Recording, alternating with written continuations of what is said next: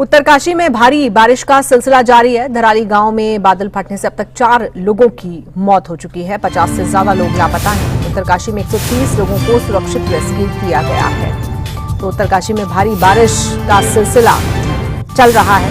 धराली गांव जहां पर बादल फटने की घटना हुई थी, वहां पर 4 लोगों की मौत की पुष्टि की जा चुकी है। 50 से ज्यादा लोग लापता बताए जा रहे हैं। वहीं 130 लोगों को सुरक्षित रेस्क्यू भी किया गया है। तो उत्तरकाशी के धराली गांव में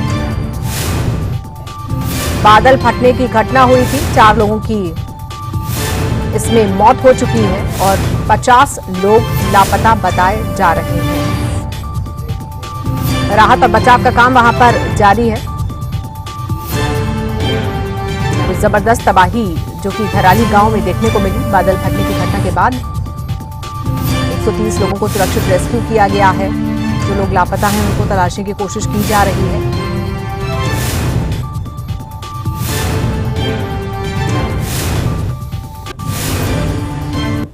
और इसी बीच खबर आपको बता दें, उत्तरकाशी के धराली गांव पहुंचे हैं उत्तराखंड के मुख्यमंत्री पुष्कर सिंह धामी। तो धराली पहुंचे हैं मुख्यमंत्री धामी। आपदाग्रस्त इलाके का मुख्यमंत्री धामी ने दौरा किया।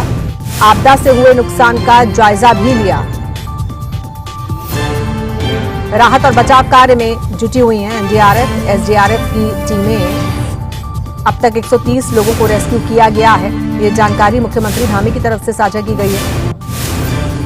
तो उत्तरकाशी के धराली गांव पहुंचे हैं उत्तराखंड के मुख्यमंत्री पुष्कर सिंह धामी। और जो तबाही वहां पर आई कल बादल फटने की घटना के बाद, उसका जायजा उन्होंने लिया। कितना नुकसान हुआ है इसका भी जायजा लिया। किस तरह से वहां पर राहत और बचाव का काम चल रहा है उसकी समीक्षा भी उनकी तरफ से की गई।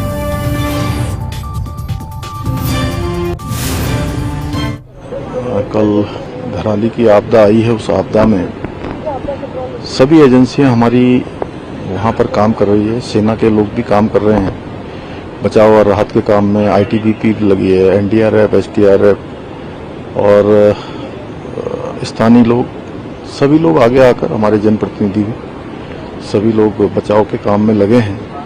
कल लगभग 130 के लगभग लोगों को रात को रेस्क्यू किया गया है और अभी लगातार खोजबीन जारी है।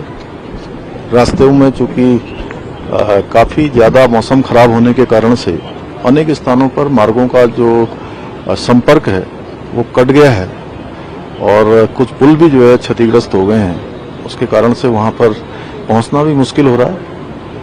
लेकिन उसके बावजूद भी सभी एजेंसियां, सभी लोग जो वहां पर पहुंच गए हैं, रेस्क्यू के काम में लगे हैं। हमने राज्य के स्तर पर भी 10 डिप्टी एसपी, 3 एसपी और लगभग 160 पुलिसकर्मी भी इस काम में लगाए हैं जो राहत और बचाव के काम को करेंगे।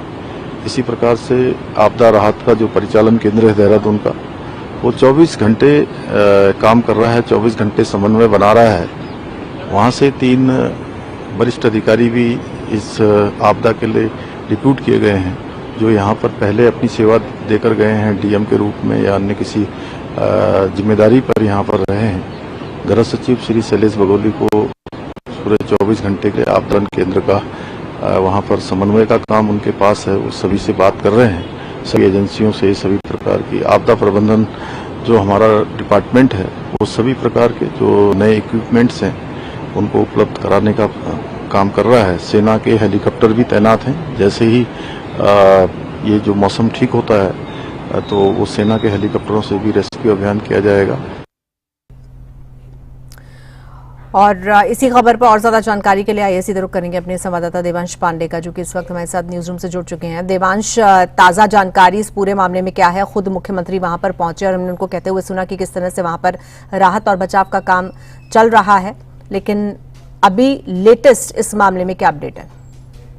जी बिल्कुल, देखिए उत्तरकाशी के धराली गांव में कल करीब दोपहर 1:45 बादल फट गया, जिसकी वजह से भारी तबाही आ गई। ये तबाही कुछ इतनी भयावह थी जिसमें 4 लोगों की मौत हो गई और 50 से अधिक लोग इसमें लापता हो गए। अब यहाँ पर बात करी जाए रेस्क्यू की, तो जिस तरीके से उत्तराखंड के मुख्यमंत्री पुष्कर सिंह धामी भी मौके का जायजा लेने पहुंचे, तो उन्होंने बताया कि 130 से ज्यादा लोगों का अभी तक रेस्क्यू किया जा चुका है। एनडीआरएफ और एसडीआरएफ की टीमें जो हैं वो मौके पर तैनात हैं और राहत बचाव कार्य अभी भी जारी है। लेकिन अगर यहाँ पे बात करी जाए धराली गांव की, तो धराली गांव गंगोत्री तीर्थयात्रियों का सबसे प्रमुख गांव माना जाता है। ये मेन पड़ाव माना जाता है जो कि गंगोत्री के तीर्थयात्री होते हैं। अब ये 38 सेकंड की तबाही कुछ इतनी भयावह थी कि 38 सेकंड में वो हंसता खेलता गांव वो पूरी तरीके से मलबे में तब्दील हो गया। जितने भी लोग वहां पर थे, जितने होटल वहां पे थे, वो पूरी तरीके से उस बाढ़ में बह गए। जितने मकान वहां पे थे वो पूरी तरीके से उस बाढ़ में बह गए। तो काफी भयावह है हादसा। और धराली गांव एक ऐसा गांव है जो कि 10 साल के अंदर 3 बार तबाह हो चुका। अगर इसके इतिहास की बात करें तो 2013, 2014 और उसके बाद अब 2025 में भी यहां पर बादल फटा है, जिसकी वजह से भारी तबाही देखने को मिली। अब यहां पर